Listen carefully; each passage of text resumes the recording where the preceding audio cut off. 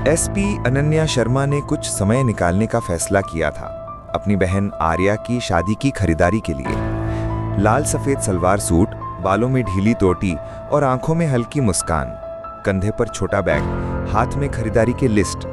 आज वो एसपी साहिबा नहीं बल्कि बस एक आम बहन थी जो बाजार में कपड़े, मिठाई और तोहफे लेने आई थी। उनके साथ कोई बॉडीगार्ड नहीं था, ना कोई पुलिस वाहन, बस अकेली जैसे आम लोग होते हैं। मगर उनकी चाल और निगाहों में वही सतर्कता अब भी थी जो सालों की ड्यूटी ने उनमें बसा दी थी। बाजार में लोगों की भीड़ थी। एक तरफ बच्चे पटाखे देख रहे थे, दूसरी तरफ महिलाएं साड़ियों पर मोलभाव कर रही थीं। अनन्या ने अपनी लिस्ट खोली, साड़ी, मिठाई, जूते और आर्या के लिए कुछ खास। उन्होंने नजदीकी जूते की दुकान में जाकर कुछ सैंडल देखी। दुकानदार मुस्कुराया, मैडम, त्योहार का ऑफर चल रहा है। अनन्या ने मुस्कुराते हुए कहा, अच्छा है, मगर गुणवत्ता देखनी होगी। उनकी आंखें जूतों पर नहीं, आसपास की हरकतों पर भी थीं। वो हमेशा चौकन्नी रहती थीं। ये एक पुलिस अफसर की आदत होती है। जब वो अगली दुकान की ओर बढ़ी तो उनकी नजर एक पुरानी सी साड़ी की दुकान पर पड़ी, रफीक टेक्सटाइल्स।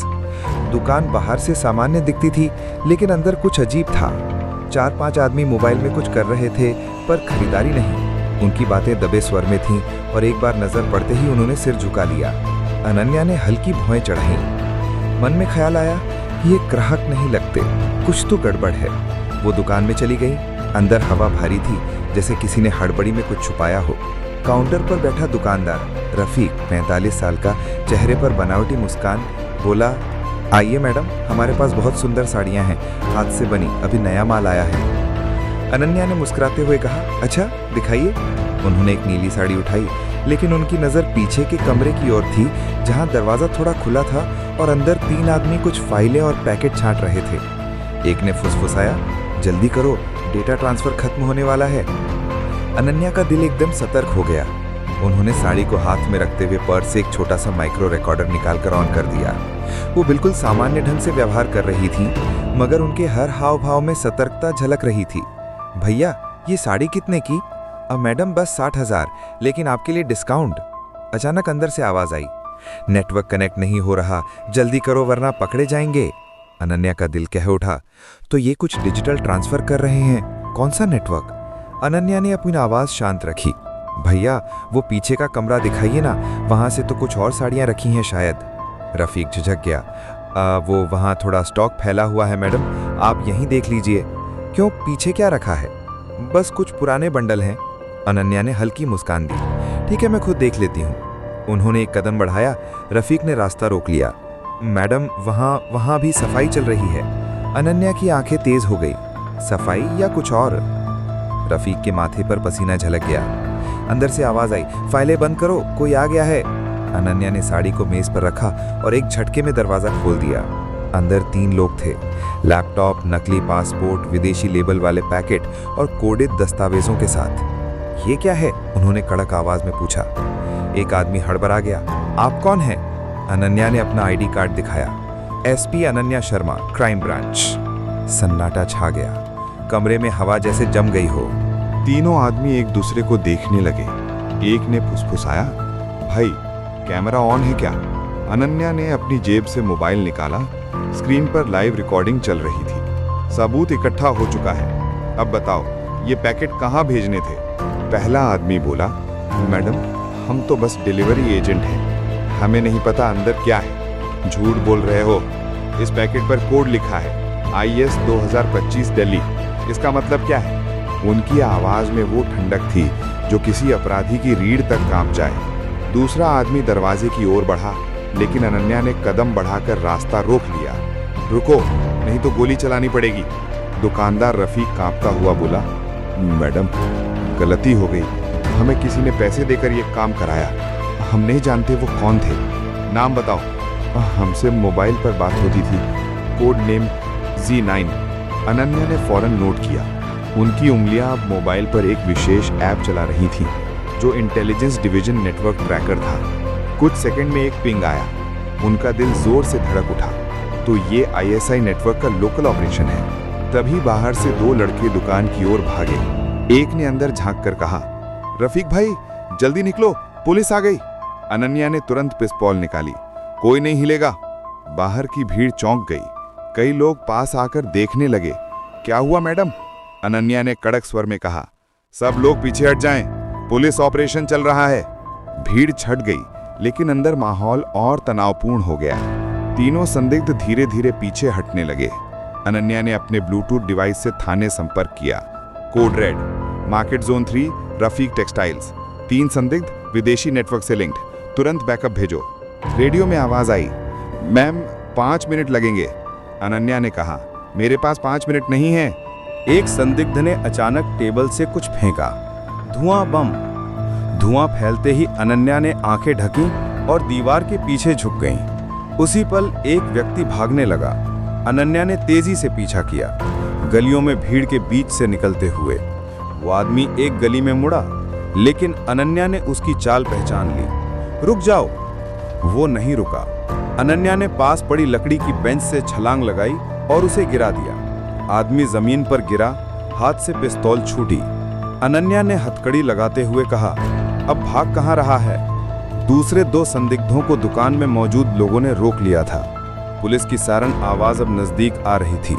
पुलिस पहुंची। संदिग्धों को हिरासत में लिया गया। पैकेट जब्त किए गए। उनमें नकदी, फर्जी दस्तावेज, चिप्स और हार्ड ड्राइव थी। एसपी अनन्या ने आदेश दिया, इन सबको फोरेंसिक लैब भेजो और साइबर सेल को बताओ नेटवर्क लाइव है, ट्रेसिंग तुरंत शुरू करें। थाने में लौटते हुए उनके मन में कई सवाल घूम रहे थे। ये नेटवर्क इतना बड़ा कैसे है और इस शहर में इनके लोग कौन हैं? शाम को जब अनन्या अपने घर पहुंची तब सूरज ढल चुका था। उन्होंने दरवाजा खोला, जूते उतारे और गहरी सांस ली। घर में सन्नाटा था। डाइनिंग टेबल पर आर्या की लिस्ट पड़ी थी। भाभी, गुलाबी साड़ी लेना मत भूलना, हार्ट। अनन्या मुस्कुराई, लेकिन दिल में कुछ और था।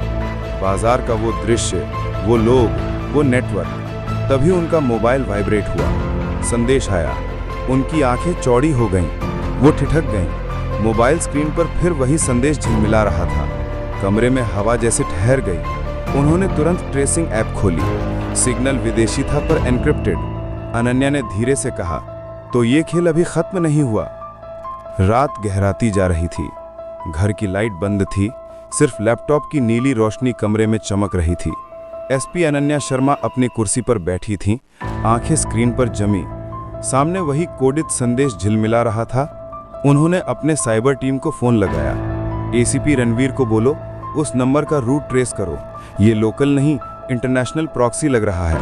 फोन के दूसरी तरफ से आवाज आई, मैम प्रॉक्सी रूट दुबई और कराची के बीच स्विच हो रहा है। बहुत हाई लेवल एन्क्रिप्शन है। अनन्या ने गहरी सांस ली। मतलब मामला और गहरा है। उन्होंने अपनी फाइल खोली। Rafiq case, link to IS 2025 Delhi. उनकी आंखें हर शब्द को स्कैन कर रही थीं, जैसे पहेली सुलझा रही हूं। अगले सुबह क्राइम ब्रांच का दफ्तर हमेशा की तरह व्यस्त था, पर जब अनन्या ऑफिस पहुंची तो उन्होंने कुछ अजीब महसूस किया। उनके कमरे के बाहर 2 अज्ञात लोग बैठे थे, सादे कपड़ों में लेकिन चेहरा छिपा हुआ। आप कौन? एक ने जवाब दिया, मैम हम IB यानी इंटेलिजेंस ब्यूरो से हैं। आपको रात में जो संदेश मिला उसकी कॉपी हमारे सिस्टम पर भी आई है। अनन्या हैरान रह गईं। मतलब किसी ने एक साथ हमारे दोनों नेटवर्क हैक किए? दूसरे अधिकारी ने बोला, हमारे सिस्टम्स में ब्रीच हुआ है। ये सिर्फ लोकल हैकिंग नहीं, बल्कि आप भी किसी के निशाने पर हैं। हमारे टेक्निकल एक्सपर्ट्स इस पर काम कर रहे हैं। कमरे में सन्नाटा छा गया। अनन्या ने गुस्से में कहा, तो इसका मतलब ये कोई लोकल गैंग नहीं, बल्कि एक कोऑर्डिनेटेड साइबर इंटेलिजेंस ऑपरेशन है। IB अधिकारी ने उन्हें एक फाइल थमा दी। यहाँ 3 नाम है जो रफीक केस से जुड़े हैं। पहला, तारिक सिद्दीकी, जो पहले सेना में टेक्निकल असिस्टेंट था। दूसरा, आमिर खान, जो दिल्ली में एक NGO चलाता है, लेकिन विदेश से फंड आता है। और तीसरा, वो रुका, आपके ही विभाग का सब इंस्पेक्टर राजवीर ठाकुर। अनन्या की सांस थम गई। क्या? राजवीर? राजवीर वही था जो पिछले 2 साल से उनका भरोसेमंद अफसर था, कई बड़े केसों में साथ रहा था। उन्होंने गंभीर स्वर में कहा, पक्के सबूत हैं? IB अधिकारी ने जवाब दिया, उसके अकाउंट से विदेशी ट्रांजैक्शन मिले हैं और कल रात वो अचानक गायब हो गया है। कार्यालय में लौटकर अनन्या ने राजवीर की फाइल खोली। उसमें हर रिपोर्ट, हर केस जुड़ा था जो उन्होंने साथ किया था। उनकी आंखें कुछ पल के लिए नम हो गईं। जिस पर भरोसा किया वही देश बेच रहा है। लेकिन अगले ही पल उनकी नजरें ठंडी और कठोर हो गईं। अब ये व्यक्तिगत नहीं रहा, ये देश की बात है। उन्होंने टीम से कहा, राजवीर के किसी भी ठिकाने पर नजर रखो, उसकी लोकेशन मिलते ही मुझे सूचित करो। रात के 9 बजे थे। अनन्या ने अपने ऑफिस की लाइटें बंद की और फाइलें समेटी, पर तभी उनका फोन वाइब्रेट हुआ। एक अनजान नंबर। मैम, मैं हेड कांस्टेबल प्रदीप बोल रहा हूँ। राजवीर को पुरानी गोदाम वाली जगह पर देखा गया है, सिविल ड्रेस में। अनन्या ने कहा, बिना किसी को बताए वहीं रुको, मैं आ रही हूँ। उन्होंने अपनी गाड़ी स्टार्ट की। सड़कें सुनसान थीं, हवा ठंडी और धीमी। गोदाम शहर के बाहर एक परित्यक्त इलाके में था, जहाँ पहले सरकारी वेयरहाउस हुआ करता था। गोदाम के अंदर अंधेरा था, कुछ पुरानी मशीनें, लकड़ी के बक्से और बीच में कंप्यूटर सिस्टम। राजवीर वही था, लैपटॉप पर कुछ टाइप करते हुए। राजवीर, उसने चौंक कर पीछे देखा। मैडम, आपने यहाँ क्यों? तू पूछने की हालत में नहीं है, बस जवाब दे, तूने देश के साथ गद्दारी क्यों की? राजवीर के चेहरे पर पछतावा और डर दोनों थे। मैं मजबूर था मैडम, मेरी बहन को उन्होंने पकड़ लिया था। उन्होंने कहा अगर मैं डेटा ना भेजूं तो उसे मार देंगे। अनन्या कुछ पल के लिए चुप रही। तो तूने एक जिंदगी बचाने के लिए पूरे देश को खतरे में डाल दिया? राजवीर के आंसू बह निकले। मुझे माफ कर दीजिए मैडम, मैंने सोचा ये बस छोटी जानकारी होगी। छोटी? अनन्या गर्जी, ये फाइलें रक्षा मंत्रालय की हैं, तू जानता है इसका मतलब क्या है? उसी वक्त गोदाम की छत से कुछ आवाज आई। 3 विदेशी एजेंट अंदर कूदे, हथियारों के साथ। गोली चली। अनन्या ने दीवार के पीछे शरण ली और पिस्तौल निकाली। राजवीर घबराया। मैडम, वो मुझे लेने आए हैं, अब तो मेरे साथ रहेगा। जिनकी वजह से तूने गलती की, उन्हें मैं खत्म करूंगी। उन्होंने एक एजेंट को गोली से घायल किया, दूसरे पर झपट्टा मारा, तीसरा भागा। अनन्या ने उसका पीछा किया। गोदाम के पिछले दरवाजे से वो भागते हुए जंगल की ओर निकला। चांद की रोशनी में दोनों के कदमों की आहट गूंज रही थी। एजेंट ने पीछे मुड़कर फायर किया। गोली अनन्या के कंधे को छू गई, लेकिन उन्होंने हार नहीं मानी। आखिरकार उन्होंने एजेंट को पकड़ लिया और जमीन पर गिरा दिया। कौन भेजता है तुम्हें? एजेंट ने हकलाते हुए कहा। Z9, Pakistan division. Z9 कौन है? तुम्हारे देश में ही कोई बड़ा अफसर। अगले दिन इंटेलिजेंस और पुलिस की ज्वाइंट मीटिंग हुई। साइबर सेल ने रिपोर्ट दी। Z9 का कनेक्शन सिर्फ पाकिस्तान नहीं, बल्कि भारत की एक गुप्त एजेंसी के अंदर से भी है, और उस एजेंसी का नाम है। सभी अधिकारी हैरान रह गए। अनन्या ने पूछा, तो क्या हमारे ही सिस्टम से डेटा बाहर जा रहा है? मुख्य अधिकारी ने कहा, हाँ, और उस यूनिट में एक नाम है जो अब तक अप्रत्याशित था। वो रुका, फिर कहा, DIG अजय मेहरा, आपके सीनियर। कमरे में सन्नाटा। अनन्या ने धीमे स्वर में कहा, अब खेल समझ में आया। Z9 कोई और नहीं, अजय मेहरा है। रात 11 बजे अनन्या ने मिशन शुरू किया। ऑपरेशन मिडनाइट बाजार अब अपने अंतिम चरण में था। उन्होंने अपनी विशेष टीम को निर्देश दिया, DIG मेहरा कल सीमा पार डेटा भेजने वाले हैं, हम वहीं पकड़ बनाएंगे। लोकेशन है एयरफोर्स कम्युनिकेशन टावर। सब कुछ तय था।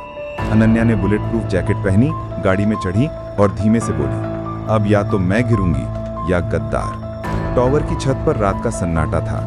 अजय मेहरा लैपटॉप पर काम कर रहा था। डेटा ट्रांसफर शुरू हो चुका था।